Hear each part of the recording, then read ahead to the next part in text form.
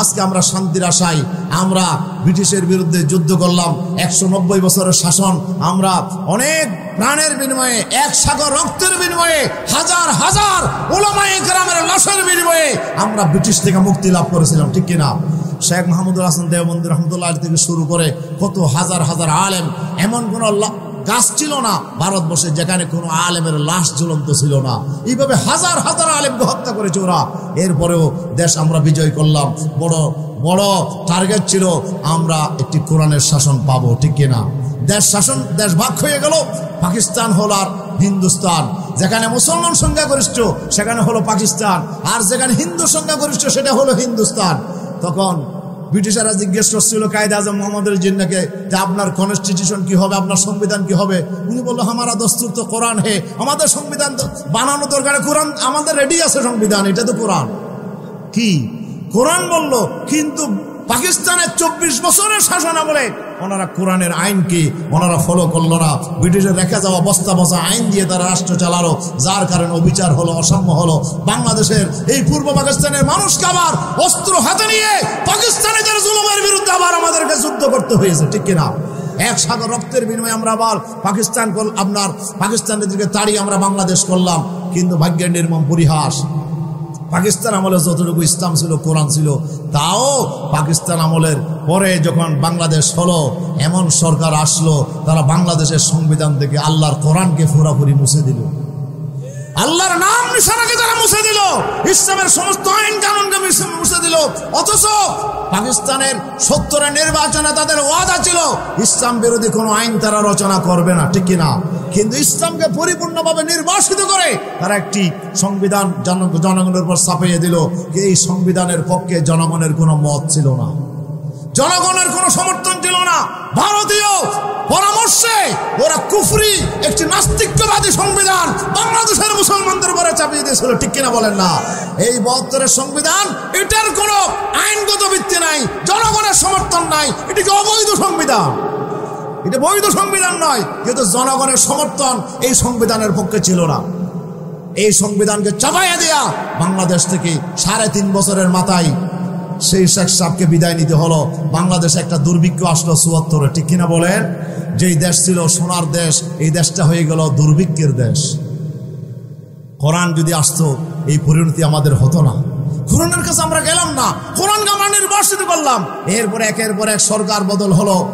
জিয়াউর রহমান সাহেব আসলে এসে বিসমিল্লাহটা লাগাইছিল, কিন্তু কোরআনের আইন আনে নাই, শুধু আল্লাহর প্রতি আস্থা ও বিশ্বের বিসমিল্লাহটা লাগাইছে, আর কিছু করে নাই, ঠিক কিনা? এরপরে এসে এরশাদ সাহেব এসে রাষ্ট্রধর্ম ইসলাম করলো, কিন্তু নামকাও আসতে ইসলামের কোনো বিধান উনি বাংলাদেশে প্রতিষ্ঠা করলেন না এই পর্যন্ত। যার কারণে ফ্যাসিবাদী শক্তি গত 15.5 বছর আমাদের মাথার উপরে চেপে বসে অসংখ্য মানুষকে গুম করলো, খুন করলো, আপনার জুলুম নির্যাতন করে হাজার হাজার ওলামায়ে কেরামকে হত্যা করেছে, ঠিক কিনা বলে? এই যে বাংলাদেশে আজকে যে পরিণতি, একটা কারণ, সেই পরিণতি ছিল আল্লাহর কোরআনের কাছে না আসার কারণে, কোরআনকে ফলো না করার কারণে আমাদের বাংলাদেশ হয়ে গেছে আজকে জুলুমের একটি স্বর্গরাজ্য, ঠিক কিনা বলেন? দুর্নীতির একটি স্বর্গরাজ্য। হাজার হাজার কোটি টাকা বাংলাদেশ থেকে লুটপাট করে ওনারা বিদেশে পাচার করেছে, 3.25 লক্ষ কোটি টাকা। কি এক অবস্থা, সংখ্যায় লিখতেও হিমশিম খেতে হয়। এত হাজার হাজার কোটি টাকা বাংলাদেশ থেকে নিয়ে গেল। বাংলাদেশের ব্যাংকগুলো 2000 টাকার চেক দিতে পারে না, ব্যাংকগুলো এখন দেউলিয়া হয়ে গেছে, ঠিক কিনা বলেন? এই যে হাজার হাজার কোটি টাকা নিয়ে গেল, তার কারণ কি? কারণ হচ্ছে কোরআনের আইন যদি থাকতো, পারতো নাকি? কথা বলেন, পারতো? ব্রিটিশের আসার আগে 1350 বছরের কাছাকাছি সময়, 1350 বছর ধরে কোরআনের শাসন ছিল, কোরআনের আইন ছিল। 1924 সালে খেলাফত ব্যবস্থা বিলুপ্ত হওয়ার পরে রাষ্ট্র ব্যবস্থা থেকে ইসলাম আপনার নির্বাসিত হয়ে গেল। রাষ্ট্র ব্যবস্থায় ইসলাম ছিল না, মানুষের মন গড়া আইন দিয়ে তারা রাষ্ট্র পরিচালনা করলো, যার কারণে আজকে আমরা অশান্তির দাবানলে জ্বলতেছি। 100 বছর চলে গেল। কয়শো বছর বলেন? 1924 থেকে 2024 কয়শো বছর? 100 বছর চলে গেল। পৃথিবীর জমিনে মুসলমানদের আর খেলাফত ব্যবস্থা আসে নাই, কোরআনের শাসন ব্যবস্থা আসে নাই। মুসলমানেরা আজকে 200 কোটি মুসলমান পৃথিবীতে, আর বাংলাদেশে 18 কোটি মুসলমান, 99% মুসলমানের দেশ। এখানে আমরা কোরআনের শাসন জারি করতে পারলাম না। এর চাইতে দুর্ভাগ্য এই দেশের মানুষের জন্য আর কিছু নাই, ঠিক কিনা বলেন? যে শাসন ব্যবস্থা, যে বিচার ব্যবস্থা, যেই নির্বাচন ব্যবস্থা, 3টা নির্বাচনে জনগণ ভোট দিতে পারছে, কথা বলেন পারছে। এখন আমরা আশা করছি সেই ভোট তো চলে গেছে, রাতের ভোট, দিনের ভোট রাতে নিতে দেব পালিয়ে গেছে। এখন আর সেই ভোট বাংলাদেশের মুসলমানের উপর নাই। এখন আমরা স্বাধীনভাবে আমরা আমাদের নেতা নির্বাচন করতে পারবো ইনশাআল্লাহ। এখন আমরা এমন নেতা নির্বাচন করার সুযোগ এসেছে যারা আল্লাহর কোরআনের আইন বাস্তবায়ন করতে চায়, কোরআনের শাসন যারা জারি করতে চায়, এই ধরনের নেতা নির্বাচন করার মহা সুযোগ আল্লাহ আমাদেরকে দিয়েছে। এবার যদি আমরা ভুল করি তাইলে আরো 100 বছর আমাদের ভাগ্যে দুঃখ যন্ত্রণা লিখবে, আল্লাহ ভালো জানে, ঠিক কিনা? এখন আমাদের দায়িত্ব কি? আল্লাহ তাআলা বান্দাকে শিখিয়ে দিয়েছেন, বান্দা এভাবে দোয়া করো। কিছু মানুষ দোয়া করে আল্লাহ তাআলার কাছে এভাবে, রব্বানা আতিনা ফিদ দুনিয়া ওয়া মা লাহু ফিল আখিরাতি মিন খালাক। এক শ্রেণী মানুষ দোয়া করে, আল্লাহ যা দেওয়ার সব আমাদেরকে এই দুনিয়াতে দিয়ে দাও, তাদের জন্য পরকালে কোনো অংশ নাই। কিন্তু আল্লাহ তাআলা বলছে আমার বান্দাদের ভিতরে আরেক শ্রেণী আছে যারা দোয়া করে এভাবে, রব্বানা আতিনা ফিদ দুনিয়া হাসানা ওয়া ফিল আখিরাতি হাসানা ওয়া কিনা আযাবান নার। মানুষের ভিতরে এমন কিছু মানুষ আছে যারা দোয়া করে, আল্লাহ তুমি আমাদেরকে দুনিয়ার এই অল্প জীবন, 50 বছর, 60 বছর, 100 বছর যে জীবন, এখানেও তুমি আমাদেরকে হাসানা দাও, কল্যাণ দাও, নিয়ামত দাও, আরাম দাও, সুখ দাও, শান্তি দাও। আর ওফিল আখিরাতে হাসানা, আর পরকালীন জীবনে কোটি কোটি কোটি অনন্তকাল ধরে যেখানে থাকতে হবে কোটি কোটি বছর, সেই অনন্তকালের হায়াতেও আমাদেরকে হাসানা দান করো, কল্যাণ দান করো, নিয়ামত দান করো, শান্তি দান করো, আমাদেরকে তুমি সুখে রাখো। এই দোয়া হচ্ছে ইমানদারের দোয়া, ঠিক কিনা বলেন না? আমরা দুনিয়াতেও শান্তিতে থাকতে চাই, আমরা আখিরাতেও শান্তিতে থাকতে চাই। আমরা উভয় জীবনে আমরা সুখ আর শান্তি লাভ করতে চাই, এবং এইটাই আমাদেরকে আল্লাহ তাআলা দোয়া শিখিয়েছে। এই দোয়াটা একটা জামে মানা দোয়া। রাসূল সাল্লাল্লাহু আলাইহি ওয়াসাল্লাম এই দোয়াটি পড়তেন আল্লাহর ঘর যখন তওয়াফ করতেন, খানায়ে কাবা তওয়াফ করার সময় রুকনে ইয়ামানি থেকে হাজরে আসওয়াদ পর্যন্ত এই জায়গাটা আসতে আল্লাহর নবী এই দোয়াটা করতেন, রব্বানা আতিনা ফিদ দুনিয়া হাসানা ওয়া ফিল আখিরাতি হাসানা ওয়া কিনা আযাবান নার। আয় আল্লাহ, আমাদেরকে দুনিয়াতে দাও হাসানা, কল্যাণ, আখিরাতে দাও হাসানা। এখানে যা দরকার সব এসে গেছে, আপনারা খুলে খুলে কিছু বলতে হবে না, সব এসে গেছে। একবারে জামে মানা দোয়া, এত বেশি পরিপূর্ণ দোয়া। ওয়া কিনা আযাবান নার, জাহান্নামের আগুন থেকে আমাদেরকে বাঁচাও। এই দোয়াটা রাসূল সাল্লাল্লাহু আলাইহি ওয়াসাল্লাম করতেন। আল্লাহ তাআলা এই দোয়াটা আমাদেরকে শিক্ষা দিয়েছেন। কি বলেন? এই দোয়াটা আমাদেরকে আল্লাহ শিক্ষা দিয়েছেন। আল্লাহ রাসূল কাছে সাহাবীরা বললেন, ইয়া রাসূলুল্লাহ, একজন সাহাবী সম্পর্কে রিপোর্ট দিলেন, উনি বেশি অসুস্থ, এত বেশি অসুস্থ, হাঁটাচলা করতে পারে না, একেবারে খুব কষ্ট।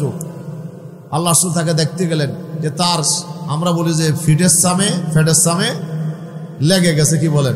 একবারে হ্যাংলা পাতলা হতে হতে একবারে এত কৃষকায় হয়ে গেছে, এত হ্যাংলা হয়ে গেছে যেন বাতাসের ধাক্কায় পড়ে যাবে। কঠিন অবস্থা, শুধু চামড়াটা নিয়ে বেঁচে আছে। রাসূল সাল্লাল্লাহু আলাইহি ওয়াসাল্লাম তাকে দেখে খুব বিমর্ষ হলেন, খুব পেরেশান হলেন। তুমি এত অসুস্থ, তুমি কি কোনো দোয়া করছিলে আল্লাহর কাছে? সাহাবী বলল, ইয়া রাসূলুল্লাহ, হ্যাঁ একটা দোয়া করছিলাম। কি দোয়া করছো? বলে, আল্লাহ, আমার তো গুনাহাতা অনেক করে ফেলেছি। কি বলেন? গুনাহাতা অনেক করে ফেলেছি আল্লাহ, এখন এই গুনার শাস্তি আমি তো পরকালের শাস্তি সহ্য করতে পারবো না। আল্লাহ যা দেওয়ার তুমি আমাদেরকে দুনিয়াতে দিয়ে দাও, যা দেওয়ার শাস্তি কোথায় দিয়ে দাও? দুনিয়াতে দিয়ে দাও, আমাকে আর পরকালের শাস্তি দিও না। আমি এভাবে একটা দোয়া করছিলাম। হুজুর বলেন, তুমি তো ভুল দোয়া করেছো। তুমি এই দোয়া করার কারণেই তুমি আজকে এই কষ্টে পড়েছো। আল্লাহ তো আমাদেরকে এই কথা বলে নাই যে আমাকে দুনিয়াতে শাস্তি দেবে। এই কথা কি মুমিনের দোয়া হতে পারে? মুমিনকে আল্লাহ দোয়া শিখিয়েছেন, রব্বানা আতিনা ফিদ দুনিয়া হাসানা ওয়া ফিল আখিরাতি হাসানা ওয়া কিনা আযাবান নার। আমাদের দোয়া হবে, আল্লাহ, আমরা আখিরাতে যেমন শান্তিতে থাকতে চাই, আযাব থেকে মুক্তি লাভ করতে চাই, আমরা দুনিয়াতেও আরামে থাকতে চাই, ঠিক না? আমরা এখানে কষ্টে থাকবো, ওখানে আমরা শান্তি, এটা না, আমরা দুভয় জগতে আমরা শান্তি চাই, কল্যাণ চাই, নিয়ামত চাই, সুখ চাই। আল্লাহ এভাবেই আমাদেরকে দোয়া শিখিয়ে দিয়েছেন, ঠিক কিনা বলেন? এখন আমরা সেই আরাম শান্তি কেমনে লাভ করব?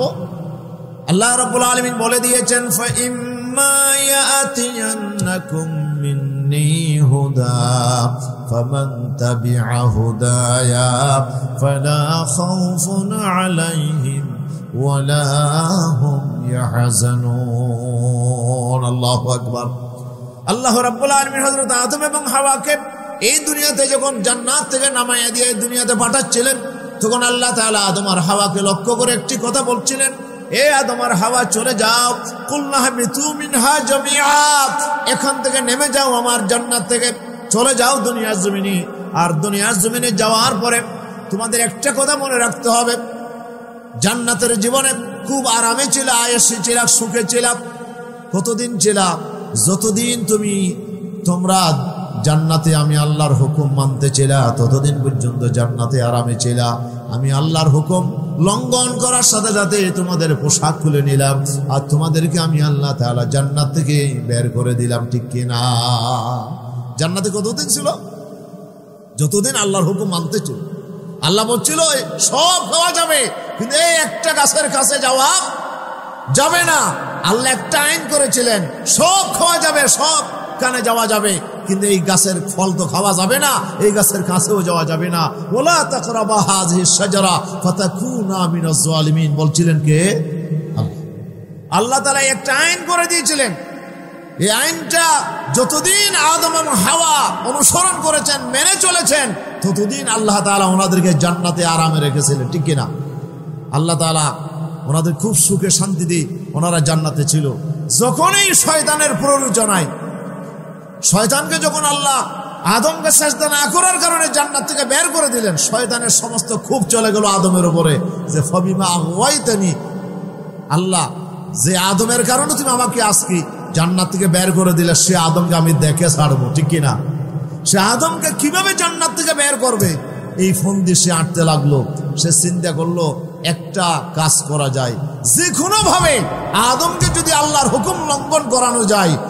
আমি যেমন হুকুম লঙ্ঘন করার কারণে আজকে জান্নাত থেকে বের হয়ে গেছে, ঠিক কিনা? ইবলিসও কোথায় ছিল? কথা বলেন, ইবলিস কোথায় ছিল? ইবলিস তো জান্নাতে ছিল, আরাম আয়েশে ছিল, ফেরেশতাদের সরদার হিসেবে ছিল, খুব সম্মানের মর্যাদা নিয়েছিল। কিন্তু যখন ওই আল্লাহর হুকুম লঙ্ঘন করলো, আল্লাহ বললেন উসজুদু লিআদামা, তোমরা সবাই আদমকে সিজদা করো। সব ফেরেশতারা সিজদা করল। ফাসাজাদাল মালাইকাতু কুল্লুহুম আজমাউন, সব ফেরেশতারা সিজদা করলো, কিন্তু ইল্লা ইবলিস আবা ওয়াস্তাকবারা ওয়া কানা মিনাল কাফিরিন। ইবলিস জান্নাত থেকে আল্লাহ তাকে লাঞ্ছিত করে বের করে দিলেন। কি কারণ? কারণ একটা, আল্লাহর হুকুম লঙ্ঘন করা, আল্লাহর আইনকে অমান্য করা। আল্লাহর আইনকে অমান্য করার কারণে ইবলিসকে আল্লাহ জান্নাত থেকে লাঞ্ছিত করে বের করে দিয়েছেন।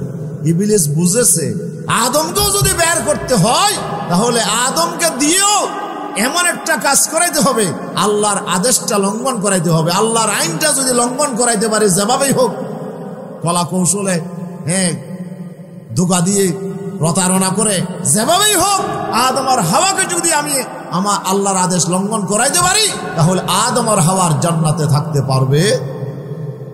কথা বোঝা যায়? কথা বোঝা যায়? শয়তান খুব বুদ্ধির সাথে, কৌশলের সাথে আদম আর হাওয়াকে ধোঁকা দিল। ওয়াকাসামাহুমা ইন্নী লাকুম আলামিনান নাসিহিন, এগুলো সব আপনারা জানেন। শপথ করলো, বন্ধু বেশে আসলো, আল্লাহর নামে কসম করছে, চেহারা সূরত বেশি ফাক্কা বুজুর্গের মতো, একবারে ফাগড়ি মানছে, হাতে তসবিহ নিছে, একবারে ফাক্কা বুজুর্গ, মনে হচ্ছে যে বিরাট একটা খুব বুজুর্গ। এই বুজুর্গের বেশ ধরে শয়তান এসে শপথ করে বলল, আল্লাহর নামে কসম করে বলল, আমি তোমাদের বন্ধু হিতাকাঙ্ক্ষী, তোমরা আসলে একটু বোঝার চেষ্টা করো। আমিও ছিলাম জান্নাতে, কিন্তু থাকতে পারলাম না। কি থাকতে পারলাম না? আল্লাহ তাআলার নিয়ম হচ্ছে ও বেশি দিন রাখে না, কিছুদিন পরে বাইর করে দেবে। তো আল্লাহ তোমাদেরকে কিছুদিন পরে বাইর করে দেবার নিয়তেই তোমাদেরকে বলছে যে এই গাছের কাছে যাইও না, যেহেতু ওই গাছের ফল খাইলে চিরস্থায়ী জান্নাতি হয়ে যাবে, আর কোনোদিন বের করতে পারবে না। কি সোজা বুঝাইলো না উল্টা বুঝাইলো? কথা বলেন। উল্টা করে বুঝাই দিল, এমন ভাবে বুঝাইল আর শপথ করে বললো আমি তোমাদের বন্ধু, আমি তোমাদের খুব আপনার হিতাকাঙ্ক্ষী, খুব খায়ের খা, আমি তোমাদের এই জান্নাত থেকে বের হয়ে যাওয়া এটা আমি পছন্দ করি না, যেভাবেই হোক একটু খেয়ে দেখো, একবার খেলেই চিরস্থায়ী জান্নাতি হয়ে যাবো। ঠিক কিনা বলে? আদম এবং হাওয়া ধোঁকায় পড়ে গেলেন, প্রতারণার শিকার হয়ে গেলেন, বিভ্রান্ত হয়ে গেলেন। আদম আর হাওয়া আল্লাহর হুকুম লঙ্ঘন করে সেই গাছের ফল খেয়ে ফেললো, সাথে সাথে পোশাক খুলে গেল।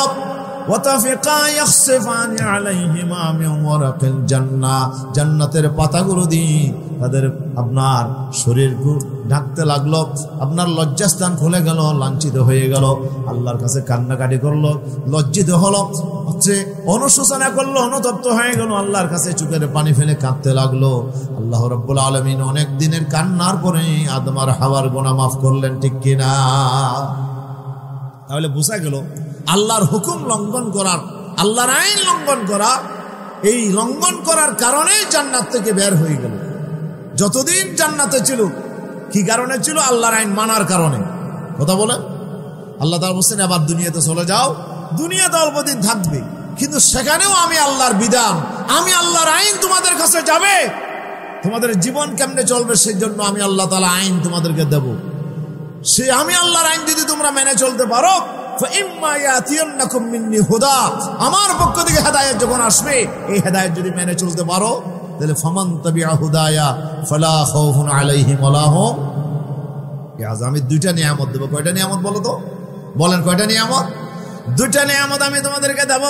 একটা নিয়ামত হচ্ছে আমি আল্লাহ তাআলা তোমাদেরকে সেই দুনিয়ার জীবনে যতদিন তোমরা থাকবে, 50 বছর, 60 বছর, 100 বছর, 500 বছর, 1000 বছর যতদিন থাকবে, ততদিন তোমরা সেখানে আরামে থাকবে, কোনো অশান্তি হবে না।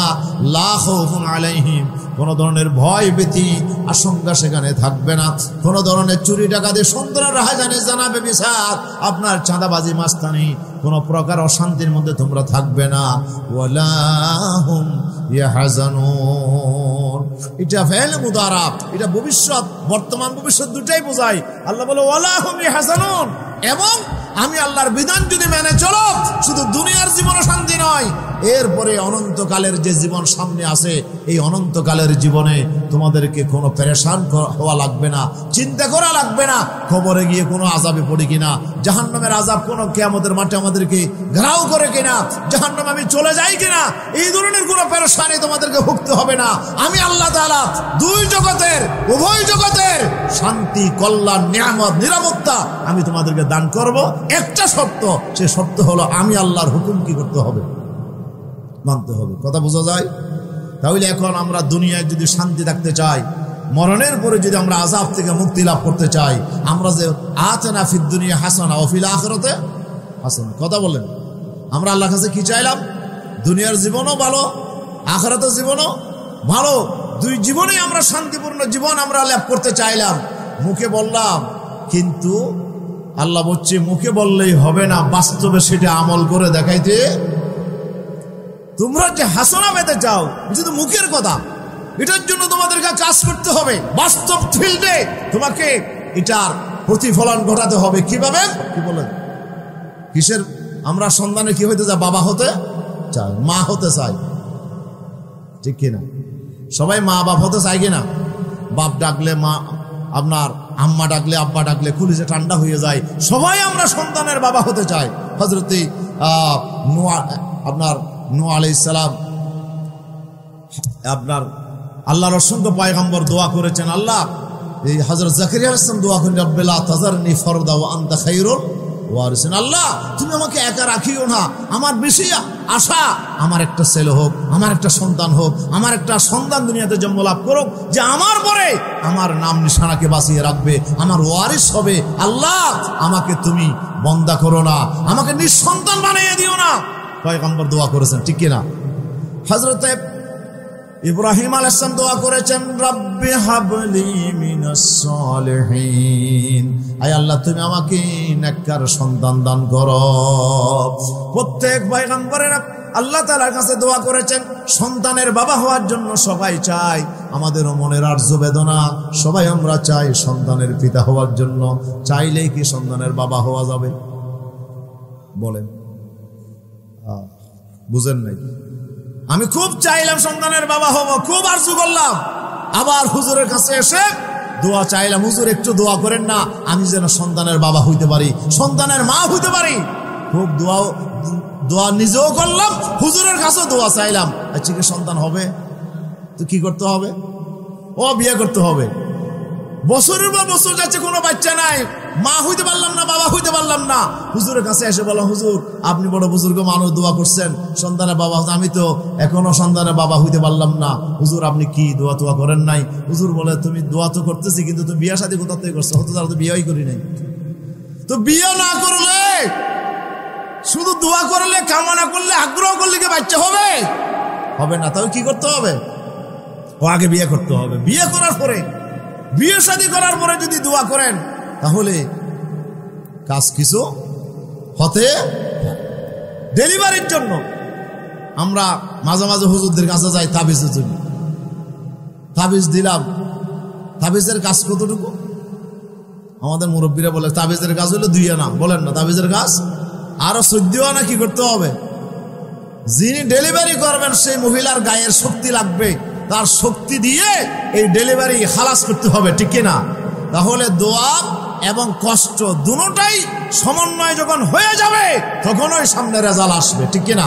তাহলে আমরা মনে মনে খুব চাই, আমরা সবাই চাই দুনিয়াতেও আরাম চাই, মরণের বড় আমরা শান্তি চাই, আমরা খুব চাই। আবার আমরা দোয়াও করি আল্লাহ তাআলার কাছে, চোখের পানি ফেলে দোয়াও করলাম, হয়ে যাবে? বাস্তবে আমল লাগবে। কি লাগবে? আমল লাগবে। আল্লাহ রাব্বুল আলামিন ওয়াদা করেছেন, কিভাবে তোমরা দুনিয়াতে শান্তিতে থাকবে, মরণের পরে কিভাবে শান্তিতে থাকবে। আল্লাহ তাআলা যে কর্মসূচি দিলেন, আল্লাহ তাআলা যে কাজ আমাদেরকে দিয়ে দিলেন, আল্লাহ রাব্বুল আলামিন বলেন, বান্দা ফা ইম্মা ইয়াতিয়ান্নাকুম মিন্নি হুদা ফামান তাবিআ হুদায়া ফালা খাউফুন আলাইহিম ওয়ালা হুম ইয়াহজানুন। আল্লাহু আকবার। আল্লাহ তাআলা প্রেসক্রিপশন আমাদেরকে দিয়ে দিলেন, আল্লাহ তাআলা উপদেশনামা দিয়ে দিলেন, আল্লাহ তাআলা আমাদের হেদায়েত দিয়ে দিলেন কিভাবে আমরা শান্তি পাবো। আল্লাহ বলে, দোয়া তো করেছো, আগ্রহ তো আছে, খুব ভালো কথা, কিন্তু আবার মাঠে ময়দানে তার বাস্তব আমল তোমাকে করতে হবে। সে আমল কি? আমি আল্লাহ তাআলা নবীদের মাধ্যমে যে আইন ও কানুন, যে হেদায়েত আমি তোমাদেরকে দিলাম, এই হেদায়েতটুকু তোমাদেরকে মেনে চলতে হবে। জীবনের সকল ক্ষেত্রে আমি আল্লাহর দেয়া বিধান যদি তোমরা মেনে চলো, আমি আল্লাহ ওয়াদা করলাম দুনিয়ার জীবনে যতদিন থাকবে ততদিন তোমরা আরামে থাকবে, শান্তিতে থাকবে, কোন ধরনের অশান্তি তোমাদের জীবনে আসবে না। কোন ধরনের চুরি, ডাকাতি, সন্ত্রাস, রাহাজানি, জানা, ব্যভিচার, চুরি, আপনার দুর্নীতি, ঘুষ, আপনার জুলুম, ব্যভিচার, এগুলো তোমাদের সমাজে আসবে না। অশান্তির আগুন সমাজে জ্বলবে না। আর মরণের পরে কবরে, হাসরে, পুলসেরাতে আল্লাহ রাব্বুল আলামিন তোমাদেরকে আরামের জান্নাত দান করবে, ঠিক কিনা? বলেন না, ওয়াদাকার, ওয়াদাকার। আল্লাহ রাব্বুল আলামিন ওয়াদা করেছেন, ওয়ালাউ আন্না আহলাল কুরা আমানু ওয়াত্তাকাউ লাফাতাহনা আলাইহিম বারাকাতিন মিনাস সামাই ওয়াল আরদ। আল্লাহ তাআলা বলছেন, কোন এলাকার মানুষ, কোন জনপদের মানুষ যদি আমি আল্লাহর উপর ঈমান এনে বিশ্বাস করে, ওয়াত্তাকাউ, তারা যদি আমি আল্লাহকে ভয় করে, যদি আমার আদেশ এবং নিষেধগুলো মেনে চলে, তাকওয়া মানে হলো আল্লাহর আদেশ মানা, আল্লাহর নিষেধ থেকে দূরে থাকা। এটার নাম কি? ইমতিসালুল আওয়ামির ওয়াল ইজতিনাবু আনিন নওয়াহি। অথবা বলা হয় আল ইজতিনাবু আম্মা ইয়াদুররুহু ফিল আখিরা, বান্দাকে ক্ষতিগ্রস্ত করবে যত জিনিস আছে, এই সব জিনিস থেকে বেঁচে থাকার নাম হলো তাকওয়া। সুবহানাল্লাহ বলেন। বান্দাকে আমি আল্লাহ তাআলা যা আদেশ করেছি এবং যা নিষেধ করেছি, এগুলো যদি বান্দা আদেশগুলো পালন করে আর নিষেধ থেকে দূরে থাকে, আল্লাহ বলছে যদি তাকওয়া অবলম্বন করে, তারা যদি তাকওয়ার সমাজ গঠন করে, তারা যদি তাকওয়াবান নেতা যদি তারা গ্রহণ করে, এমন লোকগুলোকে তারা নেতৃত্বের আসন দেয় যারা আল্লাহকে ভয় করে চলে, যারা ঘুষ দুর্নীতিতে বিশ্বাস করে না, চাঁদাবাজি করে না, যারা মাস্তানি করে না, যারা ক্ষমতায় গেলে মানুষের আক্রমণ করে না, খুন রাহাজানি চালায় না, গুম করে না, মানুষের জীবনকে আপনার শান্তিতে ভরে দেয় না, এমন তাকওয়াবান আল্লাহকে ভয় করে খোদাভীরু নেতৃত্ব যদি তারা গ্রহণ করে নেয় এবং খোদাভীরু সমাজ যদি প্রতিষ্ঠার জন্য আমি আল্লাহর সেই দেওয়া বিধানকে যদি সমাজে জারি করে, আমি আল্লাহ ওয়াদা করলাম যে লাফাতাহনা আলাইহিম বারাকাতিন মিনাস সামায়ে ওয়াল আরদ। আমি আল্লাহ রাব্বুল আলামিন আসমান এবং জমিনের উপর এবং নিচ থেকে যত বরকতের দরজা আছে সব দরজা আমি তাদের জন্য খুলে দেব। আলহামদুলিল্লাহ বলবেন না? আর জোরে বলেন আলহামদুলিল্লাহ। ওয়াদা কার? ওয়াদা কার? আমার আল্লাহকে ওয়াদা খেলাফ করে? আল্লাহ তাআলা বলছেন আলা ইন্না ওয়াদাল্লাহি হাক্কুন, শুনে রাখো, সাবধান হয়ে যাও, আমি আল্লাহ তাআলা যখন বান্দার সাথে ওয়াদা করি আমার এই ওয়াদা কোনোদিন ব্যতিক্রম হয় না। ইন্নাল্লাহা লা ইউখলিফুল মিআদ, আল্লাহ কখনো ওয়াদার ব্যতিক্রম করে না। আল্লাহ তাআলা যা ওয়াদা করেন সেটা আল্লাহ তাআলা অক্ষর অক্ষরে পালন করেন। শুধু শর্ত হলো বান্দা আমি আল্লাহর উপর ঈমান আনার পরে আমার তাকওয়া অবলম্বন করো, আমি আল্লাহকে ভয় করে আমার বিধানগুলো বাস্তব জীবনে মেনে চলো, পরিবার সমাজে রাষ্ট্রে আমার বিধানগুলো মেনে চলো, আমার আইন দিয়ে আমার দেওয়া বিধান দিয়ে তোমরা যদি একটা সমাজ গঠন করতে পারো, তাকওয়ার সমাজ গঠন করতে পারো, তাকওয়ার নেতা যদি বানাইতে পারো, আমি আল্লাহ তাআলা ওয়াদা করলাম আমি তোমাদেরকে বরকতের দরজা খুলে দেব, আমি আল্লাহ তাআলা তোমাদেরকে শান্তিতে রাখবো। কিন্তু আজকে আমরা শান্তির আশায় আমরা সেই ব্রিটিশ আমলের 190 বছর ধরে আমরা আপনার ব্রিটিশের গোলাম করছিলাম। ব্রিটিশেরা এই দেশ থেকে দখল করেছিল, ঠিক কিনা? এই ব্রিটিশের আসার আগে এই জমিনে খেলাফত ব্যবস্থা ছিল 1300 বছরের বেশি সময়, সোয়া 1300 বছর। কত বছর? সোয়া 1300 বছর। বিশ্বনবী মুহাম্মদ রাসূলুল্লাহ, জোরে বলেন না সাল্লাল্লাহু আলাইহি ওয়াসাল্লাম, আল্লাহ সুবহানাহু ওয়া তাআলা আল্লাহর প্রিয় হাবিবকে দুনিয়াতে পাঠিয়েছিলেন এমন কোরআন দিয়ে, কোরআনের আইন দিয়ে আল্লাহর নবীকে পাঠালেন। আর এই কোরআনের আইন দিয়ে একটি সমাজ প্রতিষ্ঠার জন্য নবীকে দায়িত্ব দিলেন। রাসূল সাল্লাল্লাহু আলাইহি ওয়াসাল্লাম এই দায়িত্ব পালনের জন্য মক্কার জমিনে দাওয়াতি কাজ করলেন, কিন্তু আবু জেহেলের গোষ্ঠীরা নবীকে সহ্য করলো না, ঠিক কিনা? কথা বলেন। আবু জেহেলের বেদাত্তারা, আবু লাহাবের বেদাত্তারা আমার নবীর আন্দোলনকে সহ্য করলো না, নবীর উপর আক্রমণ করলো, হামলা করলো, আমার নবীকে 3 বছর জেলের ভিতরে বেঁধে রেখে অর্থনৈতিক বয়কট করে আমার নবীর জীবনকে হুমকির মুখে ফেলে দিল, ঠিক কিনা? অসংখ্য সাহাবীদেরকে ওরা হত্যা করলো, অসংখ্য সাহাবীদের জীবনকে ওরা ধ্বংসের দিকে নিক্ষেপ করে দিল।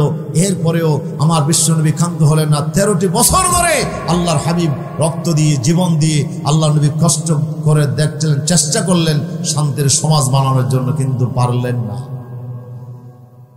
পরিশেষে আমার নবীকে যখন ওরা হত্যা করার জন্য ঘর ঘেরাও করলো, আল্লাহ তাআলা বললেন নবী আর থাকা যাবে না, আপনি এখনই বের হয়ে যান, আমি আপনার জন্য নিরাপদ একটি জায়গা আমি আল্লাহ তাআলা রেখে দিয়েছি, ব্যবস্থা করেছি, সেটা হচ্ছে মদিনায়ে তৈয়বা। সেই জমিনে আপনি চলে যান, ওখানে আপনার সহযোগিতা করার জন্য কিছু মানুষ সেখানে রেডি হয়ে গেছে, আপনি ওখানেই চলে যান। আর এখানে যত মুসলমান আছে সবাইকে আমি হিজরত ফরজ করে দিলাম, দেশ ত্যাগ করা ফরজ করে দিলাম। একজন মুসলমানও এই মক্কায় আর থাকতে পারবে না, সবাইকে চলে যেতে হবে মদিনায়, ঠিক কিনা? ওই মদিনার সহযোগী মানুষগুলোকে সাথে নিয়ে সেখানে একটি রাষ্ট্র কায়েম করো, দিন কায়েম করো, আল্লাহর কোরআনের আইন দিয়ে একটা রাষ্ট্র জমিনে তুমি প্রতিষ্ঠা করো।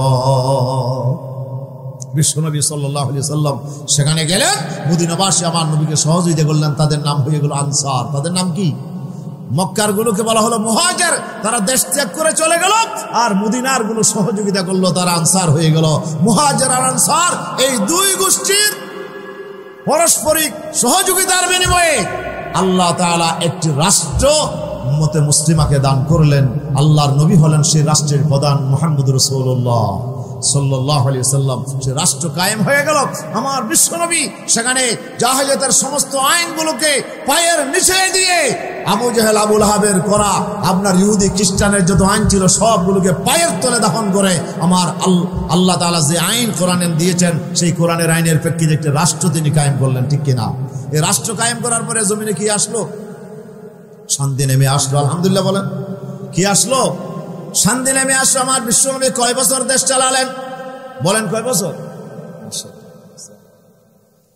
আমাদের মাঝে উপস্থিত হয়েছেন আপনাদের এলাকারই সকলের সুপরিচিত আমাদের অঙ্গিকালী ফাজিল লাকিনী মাদ্রাসার সাবেক সুযোগ্য প্রিন্সিপাল, আমার অত্যন্ত শ্রদ্ধাস্পদ হযরতুল আল্লামা শাহ মৌলানা কামাল হোসেন সাহেব হুজুর হাফিজাহুল্লাহ, উনি আমাদের মাঝে এসেছেন। তো আমরা হুজুরের জন্য দোয়া করি, আল্লাহ তাআলা ওনাকে নেক হায়াত দান করেন, আমরা সকলে বলি আমিন। প্রিয় হাজরিন, রাসূল সাল্লাল্লাহু আলাইহি ওয়াসাল্লাম একটি রাষ্ট্র কায়েম করলেন, আর সেই রাষ্ট্র 10 বছর পর্যন্ত রাসূলুল্লাহ পরিচালনা করলেন। কয় বছর বলেন তো? 10 বছর পরিচালনা করলেন। 10 বছর পরিচালনার পরে আল্লাহ তাআলা এমন শান্তি নাজিল করলেন, আল্লাহর ওয়াদার পরিপূর্ণ বাস্তবায়ন আল্লাহ তাআলা করলেন। আল্লাহ এমন রহমত আর বরকতের দরজা খুলে দিলেন, এই রাষ্ট্রের ভিতরে এমন শান্তি আসলো, এমনভাবে চুরি বন্ধ হলো, ডাকাতি বন্ধ হলো, সন্ত্রাস বন্ধ হয়ে গেল, আপনার জানা ব্যভিচার বন্ধ হয়ে গেল, মদ আর জুয়া বন্ধ হয়ে গেল, আপনার চাঁদাবাজি মাস্তানি বন্ধ হয়ে গেল, এমন একটা রাষ্ট্র কায়েম হয়ে গেল। আল্লামা ইবনে কাসির রাহমাতুল্লাহ আলাইহি আল বেদায়া ওয়ান নিহায়া, ওনার একটি কিতাব আছে, ওই কিতাবের ভিতরে একটি ঘটনা নকল করেছেন। আল্লাহ রাসূলের ইন্তেকালের পরে আল্লাহর হাবিব বলেছেন, আল খিলাফাতু মিন বাদি 30 সানা, আমি দুনিয়া থেকে চলে যাব, আমি দুনিয়া থেকে চলে যাব। আমার উম্মতেরা শোনো, আমার পূর্বে যত জাতি চলে গেছে, কুল্লামা হালাকা নাবিয়্যুন খলাফাহু নাবিয়্যুন আখার। আল্লাহ রাসূল বলেছেন, ইন্না মান কানা ক্বাবলানা তাসুসুহুমুল আম্বিয়া। আল্লাহ রাসূল বলেছেন, আমার পূর্বে যারা চলে গেছে তাদেরকে নেতৃত্ব দিত নবীরা। এক নবী চলে গেলে আরেক নবী আসতো। সুবহানাল্লাহ বলবেন না? এক নবী চলে গেলে আরেক নবী আসতো, উনি হাল ধরত, উনি জনগণের নেতৃত্ব দিত। তাসুসুহুমুল আম্বিয়া, ওনাদেরকে নেতৃত্ব দিত পয়গম্বরেরা। আল্লাহ পয়গম্বরদেরকে পাঠালেন কি জন্য? ওমা আরসালনা মির রাসূলিন ইল্লা লিইউতা বিইজনিল্লাহ। যত পয়গম্বর পাঠিয়েছে সবাইকে আমি নেতা বানিয়ে, লিডার বানিয়ে আমি জমিনে পাঠিয়েছি। জোরে বলেন না আল্লাহু আকবার। সমস্ত পয়গম্বরেরা জাতিকে নেতৃত্ব দিয়েছেন। রাসূলুল্লাহ বলেছেন, এক নবী চলে গেলে আরেক নবী নেতৃত্বের হাল ধরেছে। আমার পূর্বে এভাবেই ছিল, কিন্তু আমি দুনিয়াতে আসার পরে আমার পরে আর কোনো নবী আসবে না। রাসূলুল্লাহ বলেছেন, লা নবুওয়াতা বাদি, ইন্নান নবুওয়াতা ওয়ার রিসালাতা কদ ইনকাতাত, লা নবিয়্যা বাদি।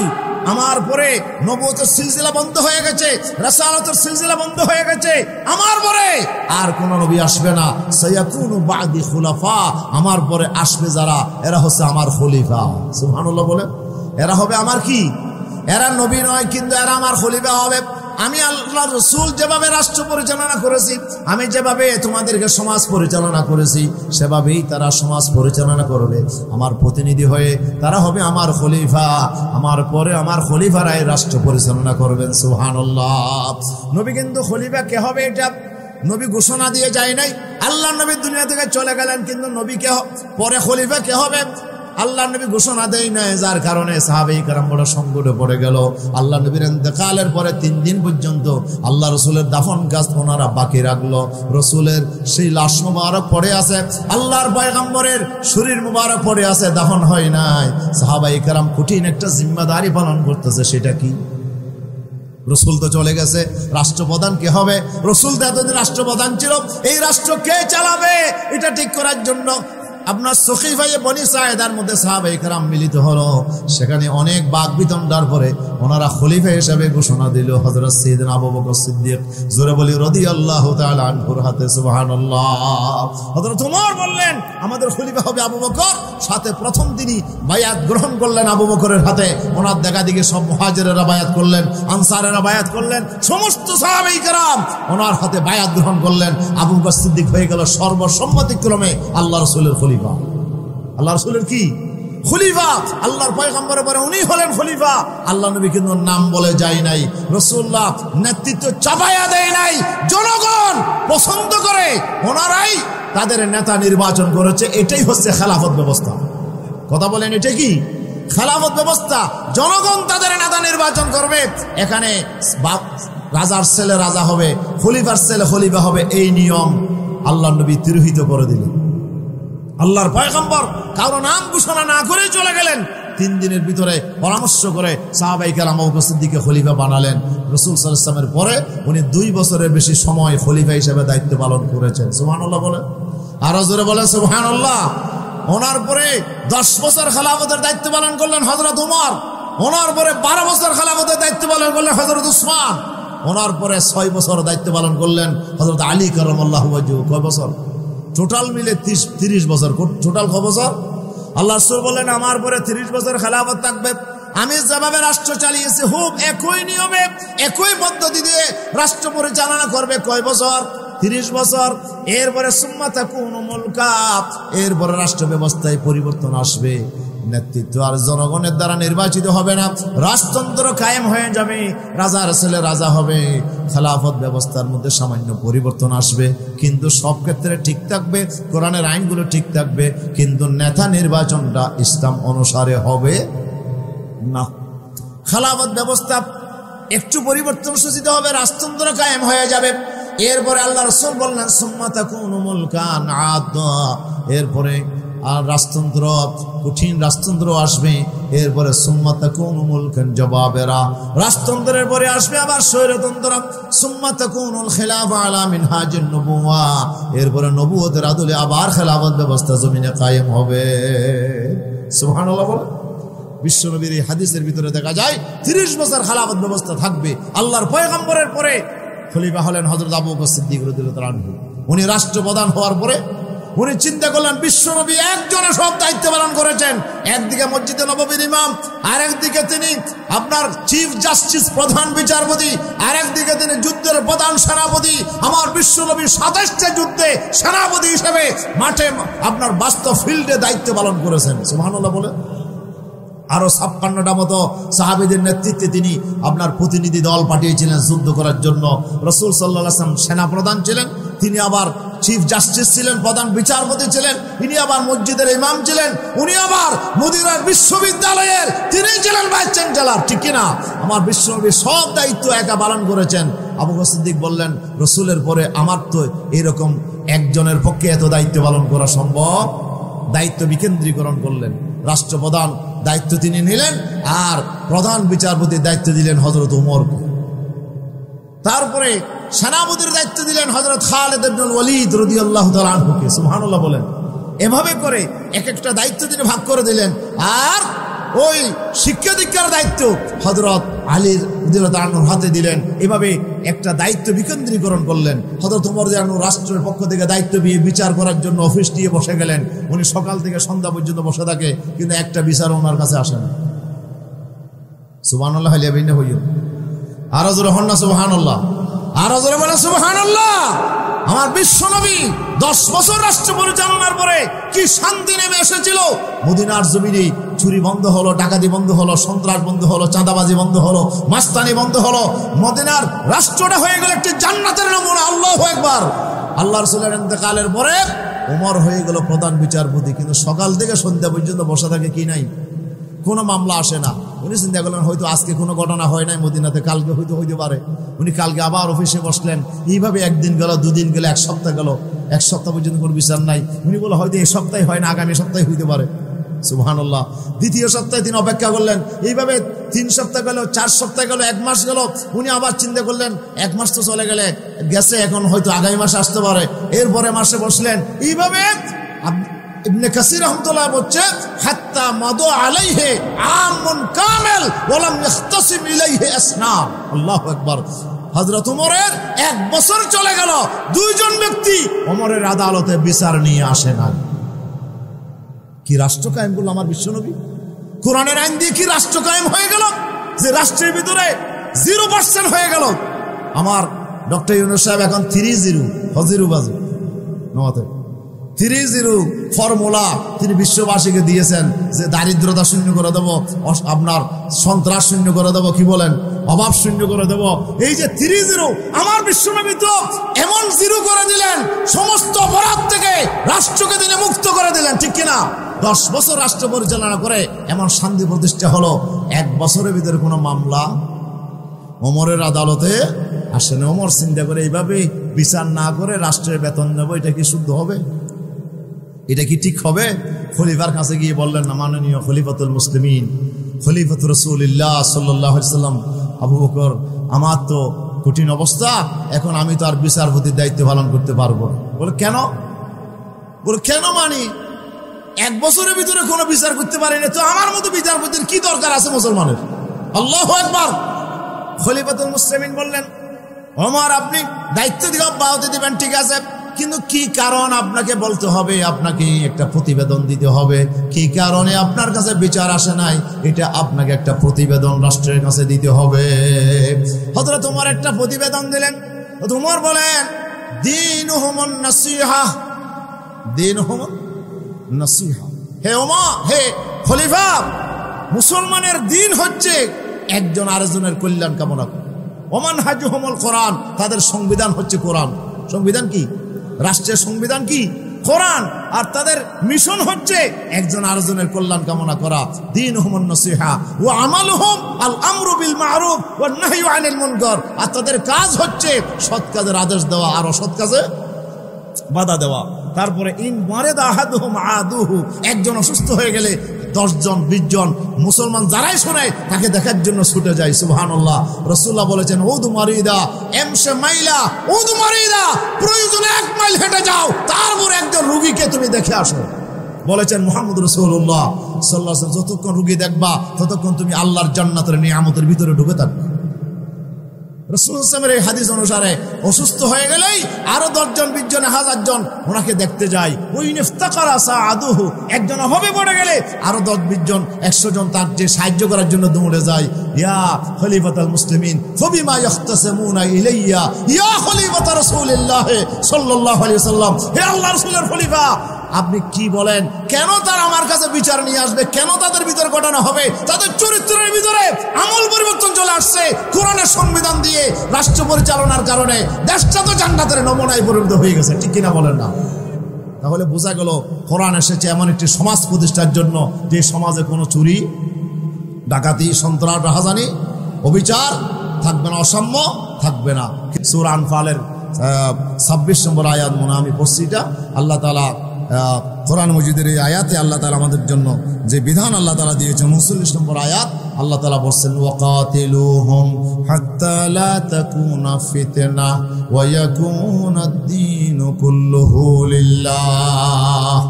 কাতিলুহুম, হে মুমিনেরা তোমরা লড়াই করো, সংগ্রাম করো, যুদ্ধ করো ওদের বিরুদ্ধে। হাত্তা লা তাকুনা ফিতনা, কতদিন যুদ্ধ করবা, কতদিন সংগ্রাম করবা, কতদিন আন্দোলন করবা? আল্লাহ তাআলা বলে বসে থাকা যাবে না। এই ইমানদারেরা বসে থাকা যাবে না, বসে থাকার সুযোগ নাই। ইয়া আইয়ুহান নাবিয়্যু হাররিদুল মুমিনিনা আলাল কিতাল। সুবহানাল্লাহ। এ নবী, ইমানদারদেরকে উৎসাহিত করো যুদ্ধের জন্য, রেডি হয়ে যাও, বাতিলের সাথে আমাদেরকে আরেক যুদ্ধ করতে হবে, ঠিক কিনা? যুদ্ধ করেছে ছাত্ররা, জীবন দিয়ে ওনারা জালিমদেরকে বাংলাদেশ থেকে হটিয়ে দিয়েছে, কিন্তু আসল এখনো টার্গেট আমরা বুঝতে পারি নাই। টার্গেটে পৌঁছবো কখন?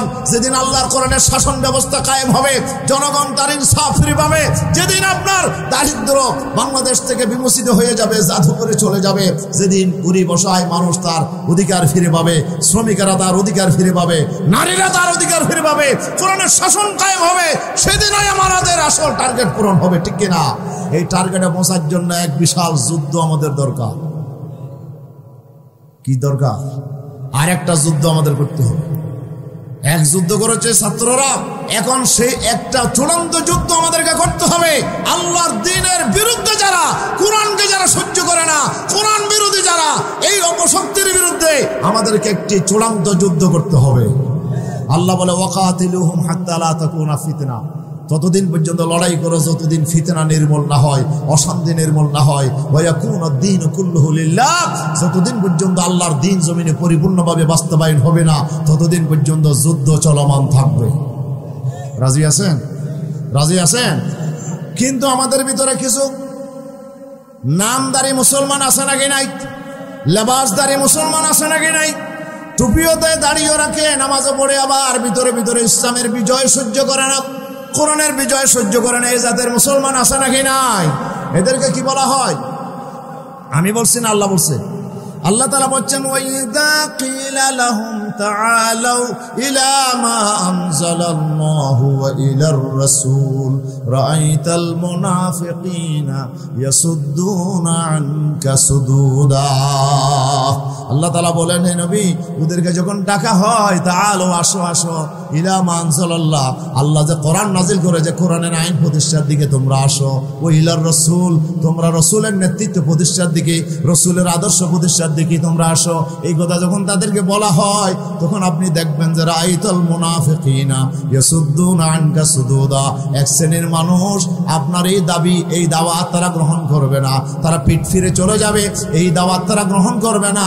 এরা হচ্ছে মুনাফিক। মুনাফিক যারা, আপনি তাদেরকে দেখবেন তারা এই দায়িত্ব গ্রহণ করতে, এই দাওয়াত গ্রহণ করতে তারা রাজি হবে না, কোরআনের পক্ষে, নবীর আদর্শের পক্ষে তারা আসতে রাজি হবে না।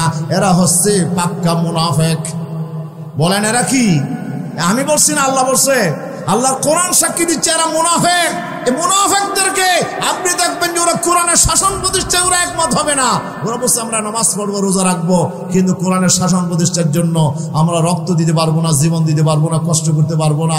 তারা বলে রব্বানা লিমা কাতাবতা আলাইনাল কিতাল, আল্লাহ এত তাড়াতাড়ি কেন যুদ্ধ ফরজ করে দিলা, এত তাড়াতাড়ি কেন যুদ্ধ ফরজ করে দিলা?